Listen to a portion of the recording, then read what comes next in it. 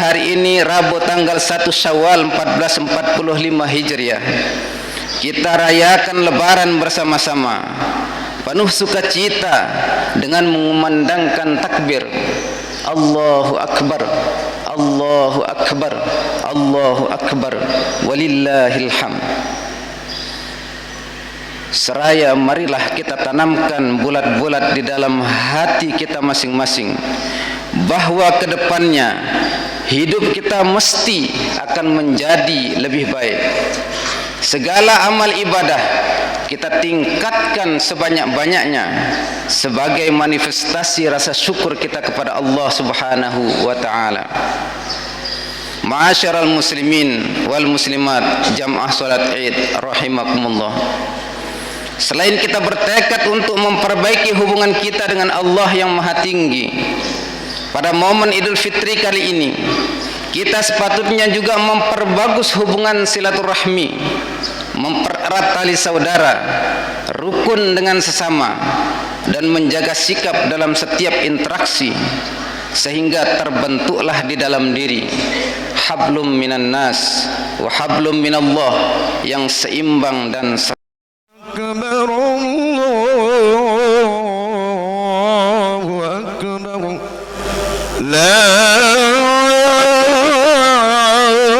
إله إلا الله والله أكبر الله أكبر ولله الحمد الله أكبر الله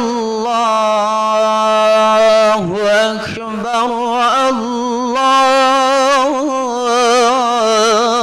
الله أكبر لا إله إلا الله والله أكبر الله أكبر ولله الحمد الله أكبر الله أكبر الله أكبر لا إله إلا الله والله أكبر الله أكبر ولله الحمد الله أكبر الله أكبر الله أكبر لا إله إلا الله والله أكبر الله أكبر ولله الحمد الله أكبر الله أكبر الله أكبر لا إله إلا الله والله أكبر الله أكبر ولله الحمد الله أكبر كبيرا والحمد لله كثيرا وسبحان الله بكرة وأصيلا لا إله إلا الله وحده صدق وعده ونصر عبده وأعز جنده وهزم الأحزاب وحده Nah, sebelum tu barang-barang mulai niki, karena berhubung solat Idul Fitri niki sekali setahun, sehingga perlu tiang niki ngingetin pelungguh pada selopu mengenai pusalli atau niata sembahyang hari raya Idul Fitri. Karena ini sekali setahun mungkin arak si lupa, sehingga usallina lek sembahyang hari raya niki, yakni si pertama usalli sunnatan li'idil fitri raq'ataini mustaqbilal qiblati ada'an ma'muman lillahi ta'ala. Usalli sunnatan li'idil fitri, aku sembahyang sunat untuk Idul Fitri, 2 rakaat menghadap kiblat makmum karena Allah Ta'ala. Ini adalah pada perhatian niat ini, karena niat ini sangat perlu. Kemudian tata carana salat Idul Fitri niki 2 rakaat. Lek rakaat pertama niki arak pitu kali takbir. Jarina pitu kali takbir, bolu kence takbiratul ihram. Allahu Akbar takbiratul ihram. Setelah takbiratul ihram hendaklah itino membaca doa iftitah. Nah, kemudian mulai lekan setelah membaca doa iftitah baru apa takbir malak, imam takbir inom baca subhanallah walhamdulillah wala ilaha illallah wallahu akbar sampai 6 takbir sekepitu baru ampun baca Fatihah. Begitu juga setelah uras lekan rakaat sujud rakaat pertama dan rakaat kedua takbir langsung ino takbiratul qiyam. Jadi nilai rakaat kedua niki arak 5 takbir, 6 takbir kence takbiratul qiyam. Ya Allahu Akbar lekan pembutang atau lekan sujud anang berdiri takbir ino 5 kali takbir. Yile 4 takbir si pertama bacaan tu subhanallah walhamdulillah wala ilaha illallah wallahu akbar. Le takbir si terakhir tu tak membaca surah Al-Fatihah. Nah niki tata carante le dalam gawe sembahyang Idul Fitri niki. Mungkin hanya ini si perlu yang sampai yang mewakili daripada ayahanda Tuan Guru Haji Akmaluddin yang cukupang ihdinas siratal mustaqim. Assalamualaikum warahmatullahi wabarakatuh.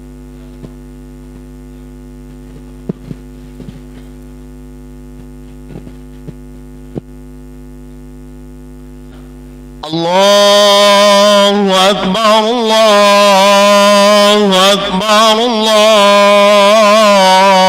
Akbar. La ilaha illallah, Allahu Akbar, Allahu Akbar, walillahil hamd. Allahu Akbar, Allahu Akbar, Allahu Akbar. La ilaha illallah, Allahu Akbar, Allahu Akbar, walillahil hamd. Allahu Akbar, Allahu Akbar, Allahu Akbar. كبيرا والحمد لله كثيرا وسبحان الله بكرة وأصيلا. لا إله إلا الله والله أكبر. الله أكبر ولله الحمد. الله أكبر، الله أكبر، الله أكبر كبيرا والحمد لله كثيرا وسبحان الله بكرة وأصيلا. لا إله إلا الله والله أكبر. الله أكبر ولله الحمد. الصلاة سنة عيد الفطر رحمكم الله.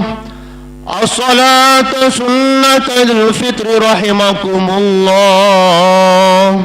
الصلاة لا إله إلا الله.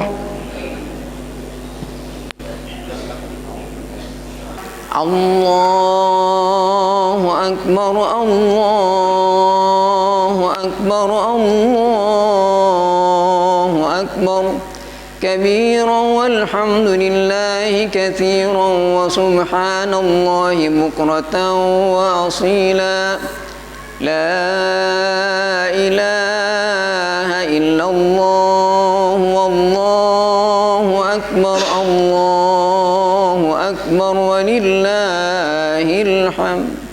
الله أكبر الله أكبر الله أكبر كبيرا والحمد لله كثيرا وسبحان الله بكرة وأصيلا لا إله إلا الله والله أكبر الله أكبر ولله الحمد.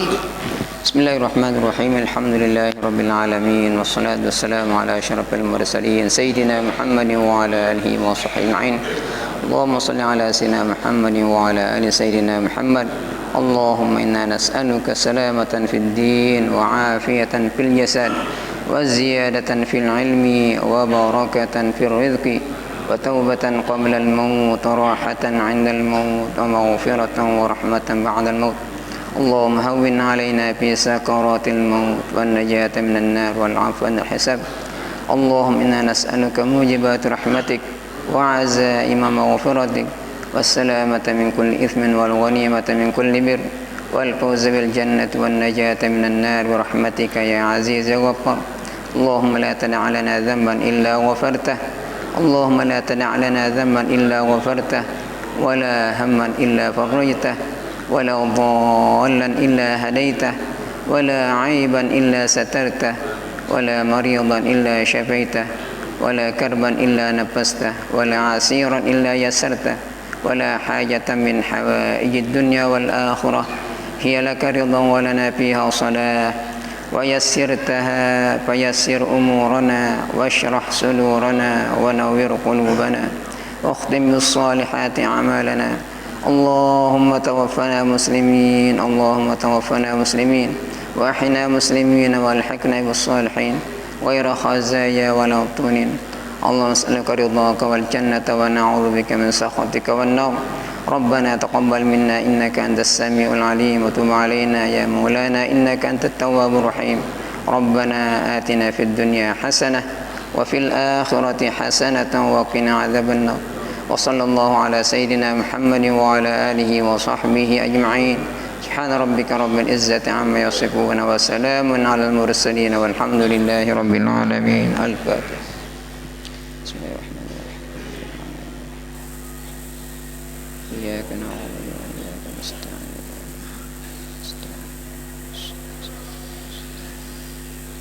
غير المغضوب عليهم.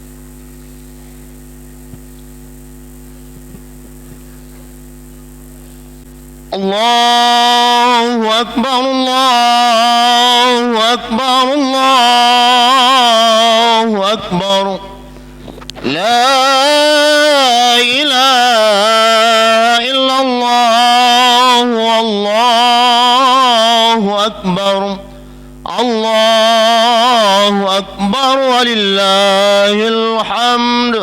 الله أكبر الله أكبر الله أكبر لا إله إلا الله والله أكبر الله أكبر ولله الحمد.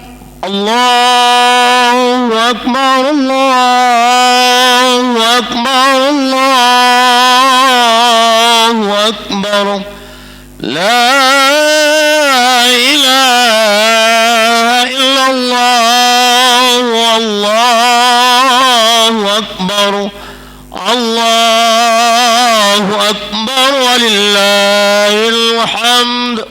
الله أكبر الله أكبر الله أكبر لا إله إلا الله والله أكبر الله أكبر ولله الحمد.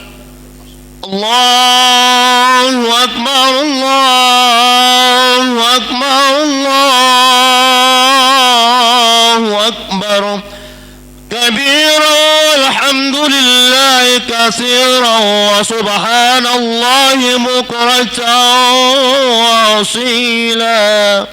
لا إله إلا الله والله أكبر الله أكبر ولله الحمد. الله أكبر الله أكبر الله أكبر كبيرا والحمد لله كثيرا وسبحان الله بكرة وأصيلا. لا إله إلا الله والله أكبر الله أكبر ولله الحمد. معاشر المسلمين وزمرة المؤمنين رحمكم الله.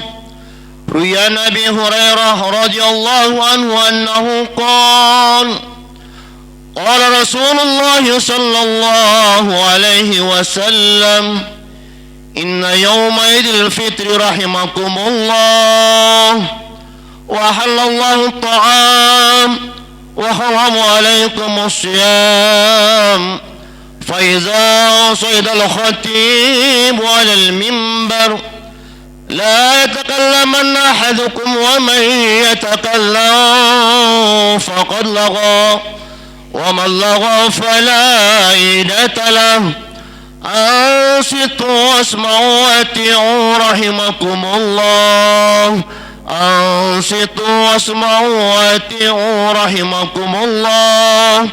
أنصتوا واسمعوا وأطيعوا لعلكم ترحمون.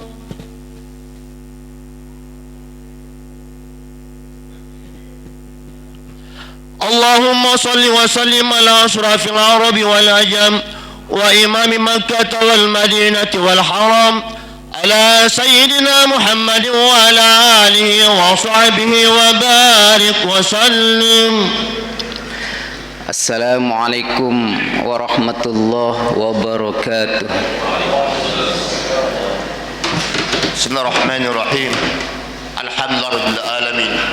اللهم صل على سيدنا محمد في الأولين وصل وسلم على سيدنا محمد في الآخرين وصل وسلم على سيدنا محمد في كل وقت وحين وصل وسلم على سيدنا محمد في الملأ الأعلى إلى يوم الدين وصل وسلم على جميع الأنبياء والمرسلين وعلى الملائكة المقربين وعلى عباد الله الصالحين من أهل السماوات والأرض بدوام ملك الله رب العالمين.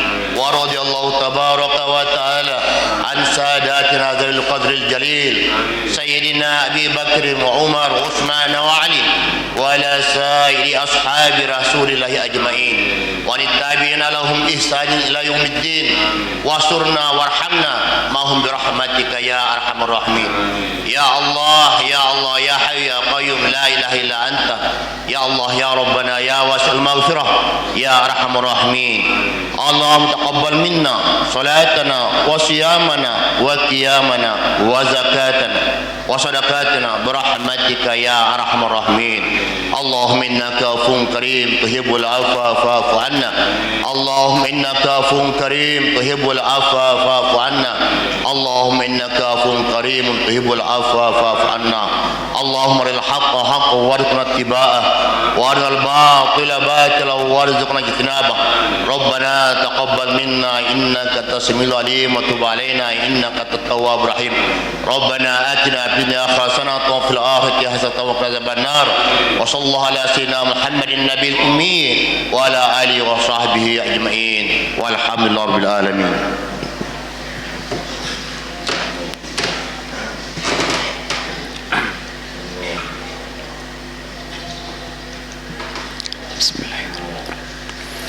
الله أكبر الله أكبر الله أكبر الله أكبر الله أكبر الله أكبر الله أكبر الله أكبر الله أكبر الله أكبر كبيرا والحمد لله كثيرا وسبحان الله بكرة وأصيلا لا إله إلا الله وحده ونصر عبده وعز جنده وهزم الأحزاب وحده لا إله إلا الله والله أكبر الله أكبر ولله الحمد. الحمد لله الحمد لله الذي لا تحصى مواهبه ولا تنفد عجائبه ولا تحصر له منن ولا تختص بزمان دون زمن وأشهد أن لا إله إلا الله وحده لا شريك له إله الأولين والآخرين وقيوم السماوات والأرضين الذي قصرت عن رؤيته أبصار الناظرين وعجزت عن نعته أوهام الواصفين وأشهد أن سيدنا محمدا عبده ورسوله وحبيبه وخليله الذي أرسله الله رحمة للعالمين وإماما للمتقين وحجة على الخلائق أجمعين. اللهم صل وسلم وبارك وكرم على سيدنا محمد النبي وعلى آله الطيبين الطاهرين وعلى أصحابه الهادين المهتدين وعلى التابعين لهم بإحسان إلى يوم الدين. أما بعد فيا أيها المسلمون أوصيكم ونفسي بتقوى الله فقد فاز المتقون. اتقوا الله حق تقاته ولا تموتن إلا وأنتم مسلمون. Ma'asyiral muslimin jamaah salat Id rahimakumullah. Setelah sebulan lamanya kita berpuasa, maka sekarang tibalah masanya kita tumpahkan rasa senang dan rasa haru. Kita ungkapkan sepenuh hati rasa gembira dan rasa syahdu sembari mengagungkan nama Allah Azza wa Jalla. Allahu Akbar, Allahu Akbar, Allahu Akbar, walillahil hamd. Betapa harunya kita sebab Allah Subhanahu wa taala telah menciptakan bulan suci Ramadan khusus untuk kita umat Nabi Muhammad sallallahu alaihi wasallam, yang mana di dalamnya satu kali kita mengerjakan ibadah fardu, maka pahalanya seperti mengerjakan 70 ibadah fardu di bulan yang lain. Bila kita melakukan ibadah sunnah, dicatat pahalanya seperti mengerjakan ibadah fardu dalam bulan yang lain. Dan juga terdapat di dalamnya satu malam yang sangat istimewa, yakni malam Lailatul Qadar, malam yang lebih indah, lebih berkah dan lebih melimpah pahala yang dijanjikan kepada kita, jauh lebih utama daripada 1000 bulan. Hal ini telah dinyatakan oleh baginda Rasulullah sallallahu alaihi wasallam dalam sabdanya, Ya ayyuhan nas, qad adhallakum syahrun azim, syahrun fihi lailatun khairun min alfi syahr, ja'alallahu siyamahu fariidah wa qiyama laylihi tatawwu'an, wa man taqarraba fihi bi khoslatin minal khair kana kaman adda fariidah fi ma siwah, wa man adda fariidah kana kaman adda sab'ina fariidah fi ma siwah. Ma'asyiral muslimin, jamaah salat Id rahimakumullah. Wajar saja kalau kita punya rasa haru dan syahdu, kita yang bergelimang dosa ini oleh Allah Subhanahu wa taala masih diberikan kesempatan yang langka untuk menghirup dan bernafas di bulan suci Ramadan. Sekalipun dengan sepenuh hati kita menyadari bahwa kita belum bisa memanfaatkan waktu-waktu siang dan malam kita pada bulan-bulan suci Ramadan, kita hanya berharap semoga puasa kita, qiyamul lail kita, bacaan Al-Quran kita, infak, sedekah dan zakat kita yang tidak seberapa dapat menebus dosa-dosa kita. Sebagai umat yang beriman, kita harus yakin dan percaya dengan apa yang telah diterangkan oleh Allah Subhanahu wa taala di dalam Al-Qur'an. Wa idza sa'alaka 'ibadi 'anni fa inni qarib ujibu da'watad da'i idza da'an falyastajibu li wal yu'minu bi la'allahum yarshudun. Bahwa Allah Subhanahu wa taala itu dekat dengan kita. Apa saja yang kita mohonkan kepadanya, maka pasti akan dikabulkan olehnya. Oleh sebab itu, beruntunglah kita di pagi hari ini, datang berduyun-duyun dari tempat tinggal kita menuju masjid yang suci ini untuk melaksanakan salat Idul Fitri secara berjamaah. Kita bermunajat, mengetuk pintu-pintu rahmatnya Allah Subhanahu wa ta'ala. Semoga dengan berkumpulnya kita di tempat ini, dengan bersatunya ruh dan hati, Allah tuntun kita, Allah bimbing kita, Allah mudahkan kita untuk mengerjakan dan melaksanakan segala apa yang diperintahkan dan diridhoinya. Pada hari Rabu, pada hari ini Rabu tanggal 1 Syawal 1445 Hijriah, kita rayakan lebaran bersama-sama penuh sukacita dengan mengumandangkan takbir Allahu Akbar, Allahu Akbar, Allahu Akbar, walillahil hamd. Seraya marilah kita tanamkan bulat-bulat di dalam hati kita masing-masing bahwa kedepannya hidup kita mesti akan menjadi lebih baik. Segala amal ibadah kita tingkatkan sebanyak-banyaknya sebagai manifestasi rasa syukur kita kepada Allah Subhanahu wa taala.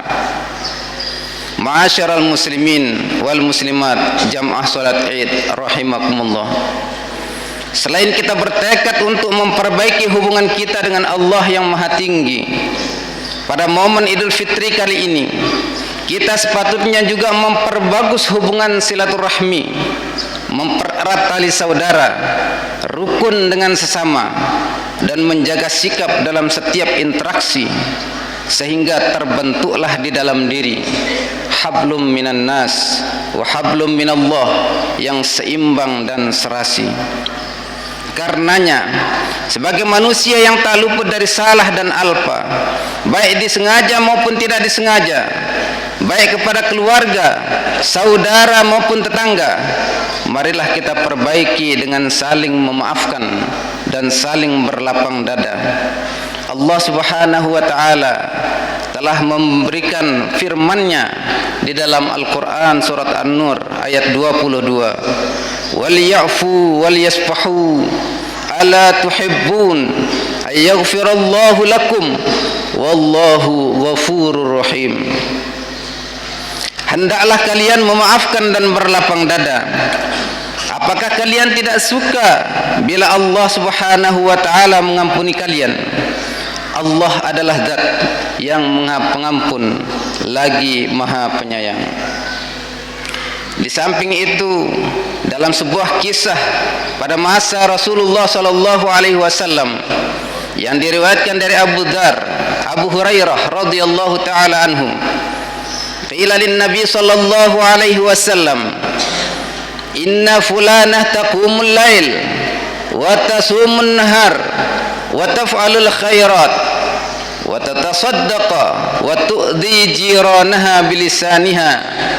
Faqala Rasulullah sallallahu alaihi wasallam, la khaira fiha, hiya min ahlin nar. Yang artinya, baginda Nabi Muhammad sallallahu alaihi wasallam pernah ditanya, ya Rasulullah, sesungguhnya ada seorang perempuan yang rajin qiyamul lail pada malam hari dan berpuasa di siang hari. Dia rajin mengerjakan kebaikan dan bersedekah, akan tetapi dia sering menyakiti tetangga-tetangganya dengan lisannya. Rasulullah sallallahu alaihi wasallam pun menjawab, tidak ada kebaikan pada perempuan itu dan dia termasuk penghuni neraka. Na'udzubillahi min dzalik.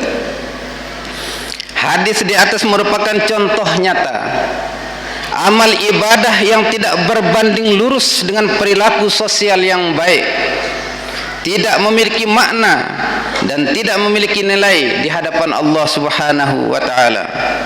Hal tersebut juga dipertegas oleh Rasulullah sallallahu alaihi wasallam. La yarhamullah man la yarhamun nas. Artinya, Allah tidak akan menyayangi orang-orang yang tidak memiliki kasih sayang terhadap sesamanya. Hadis riwayat Imam Bukhari wa Muslim. Hal ini berarti bahwa Allah Subhanahu wa taala menghendaki hamba-hambanya membangun dunia yang harmonis, menciptakan lingkungan yang saling peduli, saling asih, saling asuh, serta membudayakan sifat welas asih antar sesama, bersih dari sikap saling membenci dan saling menjauhi. Allahu Akbar, Allahu Akbar, Allahu Akbar, walillahil hamd. Prinsip dasar merayakan Idul Fitri adalah kita semua mesti kembali kepada jati diri kita sebagai manusia. Kita ini adalah makhluk yang lemah. Kita selalu membutuhkan Allah Subhanahu wa taala sebagai tempat bersandar dimanapun dan kapanpun kita berada. Maka sewajarnya kita patuh dan taat untuk selalu beribadah hanya kepada Allah Subhanahu wa taala. Dan juga sebagai makhluk sosial, kita butuh kepada orang lain, terutama orang-orang yang paling dekat dengan kita. Karenanya, melalui mimbar ini, janganlah kita sia-siakan hubungan di antara kita. Sekarang kita mungkin beranggapan tidak membutuhkan, akan tetapi suatu saat nanti pasti kita akan selalu membutuhkan bantuan orang lain. Maka pada pagi hari ini, marilah kita lapangkan dada, kita buka diri, bersihkan hati. Semoga kita semua menjadi golongan orang-orang yang kembali fitri dan menjadi orang-orang yang mampu berbagi. Minal aidin wal faizin. Kita saling memaafkan lahir dan batin. Barakallahu li wa lakum fil Qur'anil azim wa nafa'ani wa iyyakum bima fihi minal ayati wadh-dhikril hakim. Aqulu qawli hadha wa astaghfirullahal azim li wa lakum wa liwalidayya wa lisairil muslimin fastaghfiruhu innahu huwal ghafurur rahim. Allahumma salli ala Muhammad, Allahumma salli ala Muhammad, Allahumma salli ala Sayyidina Muhammad wa Habibina wa Syafi'ina wa Zurina Mustafa Sayyidina wa Maulana Muhammad.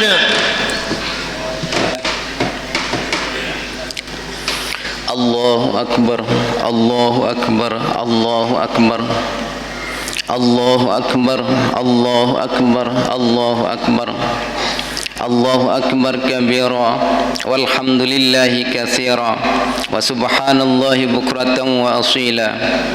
La ilaha illallah wallahu akbar, Allahu akbar walillahil hamd. Alhamdulillah, alhamdulillahilladzi wa kafa, wa usalli wa usallimu ala sayyidina Muhammadin al-Mustafa wa ala alihi wa ashabihi ahli as-sidqi wal wafa.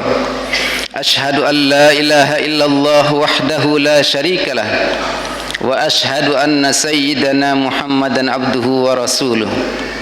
Amma ba'du, fa ya ibadallah, usikum wa nafsi bitaqwallah, faqad fazal muttaqun. Wa'lamu anna Allah amarakum bi amrin bada'a fihi bi nafsihi wa thanna bi malaikatihi al-musabbihati bi qudsihi wa ayyaha bil mu'minina min ibadihi ta'mima. Faqala mukhbiran wa amiran lahum takrima. Inna Allaha wa malaikatahu yusalluna 'alan nabi ya ayyuhalladzina amanu sallu 'alaihi wa sallimu taslima. Allahumma salli wa sallim 'ala sayyidina Muhammadin miftah babi rahmatillah adada ma fi ilmillah, salatan wa salaman daimaini bidawami mulkillah, wa ala alihi wa sahbihi wa man walah. Allahumma ighfir lil muslimina wal muslimat wal mu'minina wal mu'minat al ahya minhum wal amwat, innaka sami'un qaribun mujibud da'awat ya qadiyal hajat.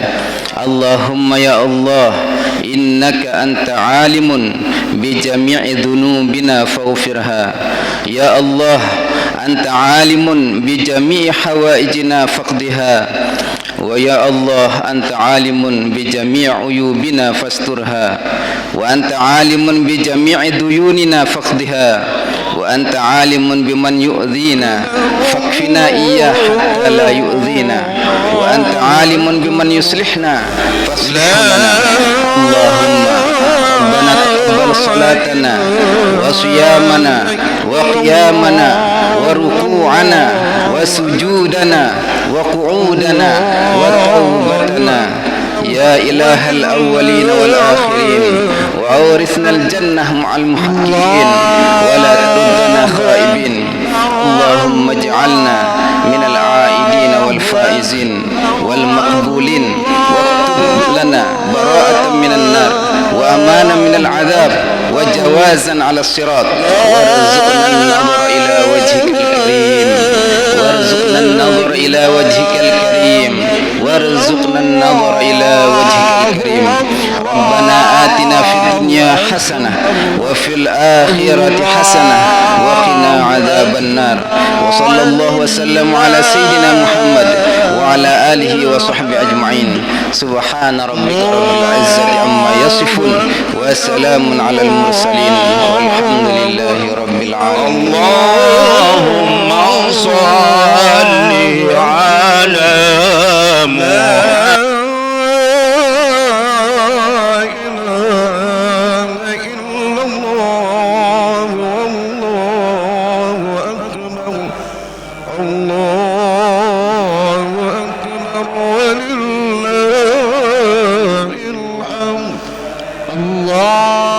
الله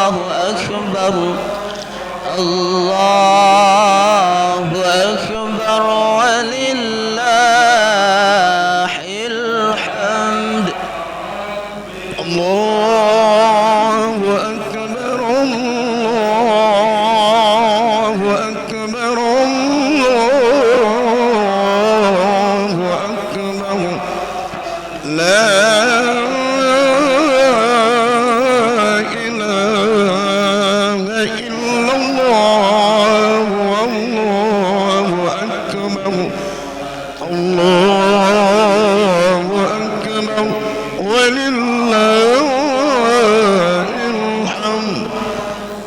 الله أكبر كبيرا والحمد لله كثيرا وسبحان الله بكرة وأصيلا.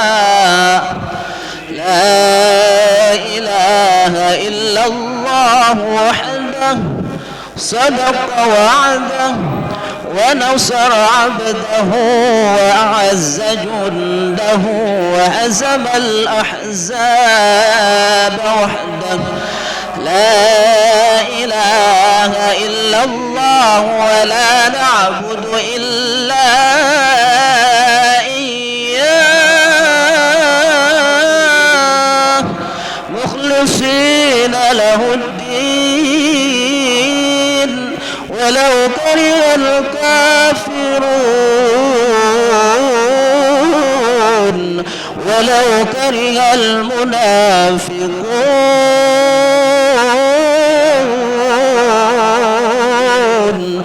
لا إله إلا الله والله أكبر. الله أكبر ولله الحمد. الله أكبر الله أكبر الله أكبر. لا إله إلا الله والله أكبر. الله أكبر ولله الحمد. الله أكبر الله أكبر الله أكبر. لا إله إلا الله والله أكبر. الله أكبر ولله الحمد. الله أكبر الله أكبر الله أكبر. لا إله إلا الله والله أكبر. الله أكبر ولله الحمد. الله أكبر الله أكبر الله.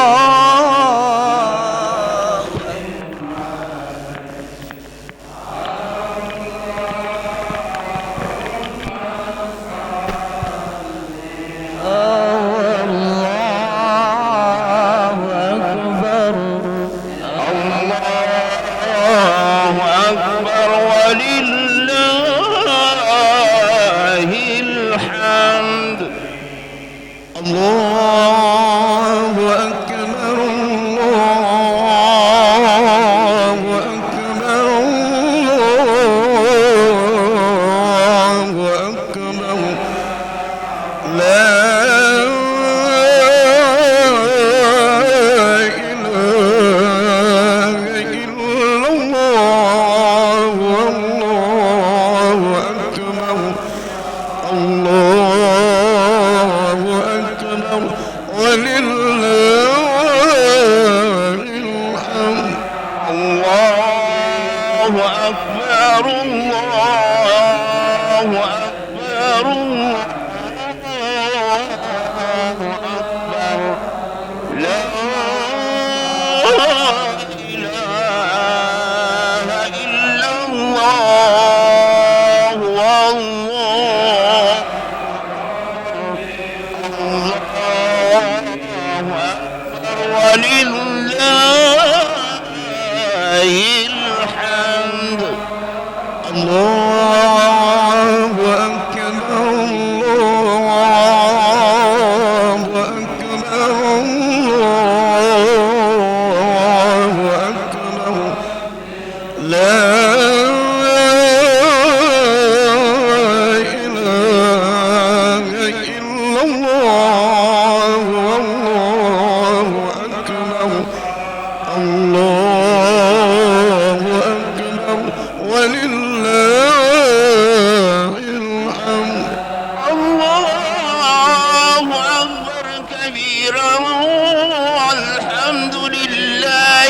كثيرا وسبحان الله بكرة وأصيلا لا إله إلا الله والله أكبر الله أكبر ولله الحمد الله أكبر الله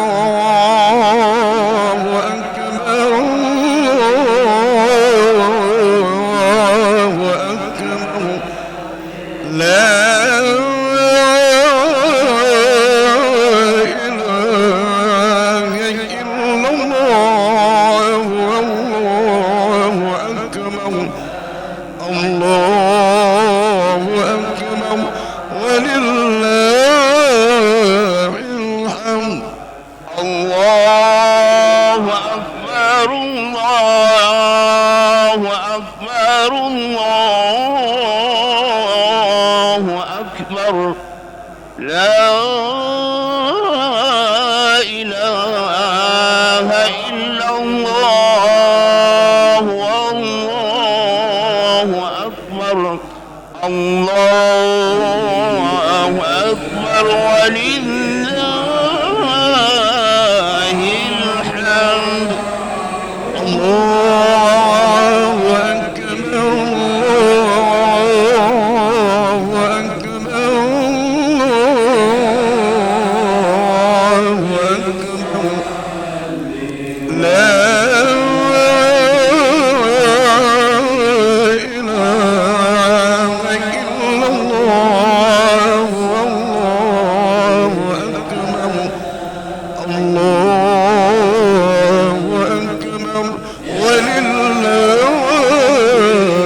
ولله الحمد الله أكبر الله أكبر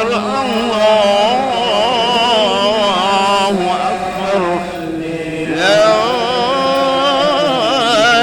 إله إلا الله والله أكبر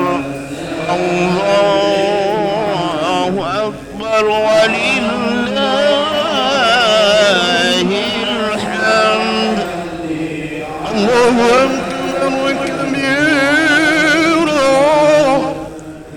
والحمد لله كثيرا وسبحان الله بكرة وأصيلا لا إله إلا الله والله أكبر الله أكبر ولله الحمد الله أكبر الله أكبر الله أكبر لا إله إلا الله والله أكبر الله أكبر ولله الحمد الله أكبر الله أكبر الله أكبر لا إله إلا الله والله أكبر الله أكبر ولله الحمد. الله أكبر كبيرا والحمد لله كثيرا وسبحان الله بكرة وأصيلا. لا إله إلا الله والله أكبر. الله أكبر ولله الحمد. الله أكبر الله أكبر الله أكبر. لا إله إلا الله والله أكبر. الله أكبر ولله الحمد. الله أكبر الله أكبر الله أكبر. لا إله إلا الله والله أكبر. الله أكبر ولله الحمد. الله أكبر الله أكبر الله أكبر. لا إله إلا الله والله أكبر. الله أكبر ولله الحمد. الله أكبر الله أكبر الله أكبر. لا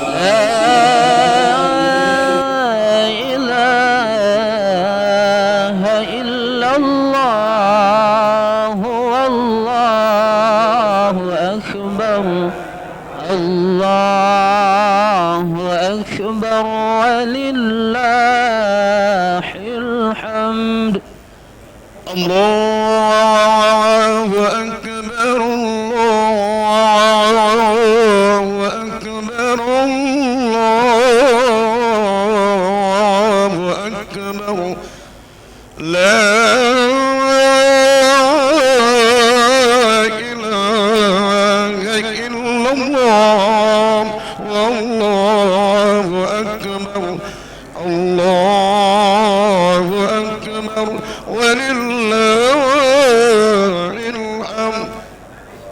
الله أكبر كبيرا والحمد لله كثيرا وسبحان الله بكرة وأصيلا. لا إله إلا الله وحده صدق وعده ونصر عبده وأعز جنده وهزم الأحزاب وحده. لا إله إلا الله ولا نعبد إلا إياه مخلصين له الدين ولو كره الكافرون ولو كره المنافقون. لا إله إلا الله والله أكبر. الله أكبر ولله الحمد. الله أكبر الله أكبر الله أكبر لا إله إلا الله والله أكبر الله أكبر ولله الحمد. الله أكبر الله أكبر الله أكبر لا إله إلا الله والله أكبر الله أكبر ولله الحمد. الله